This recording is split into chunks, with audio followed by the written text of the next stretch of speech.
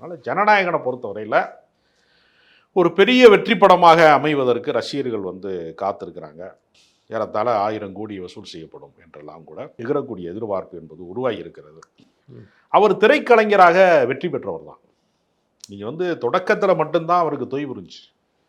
அப்புறம் take off ஆன பின்னாடி விஜய்க்கு வந்து வெற்றி மட்டும்தான். பெரிய அளவில் பின்னடைவான படங்கள் அப்படின்னு சொல்ல முடியாது. தேட்ரு க்ரௌடு ஃபுல்லிங் வந்து அவருக்கு எப்போவுமே வந்து குறைஞ்சதே கிடையாது.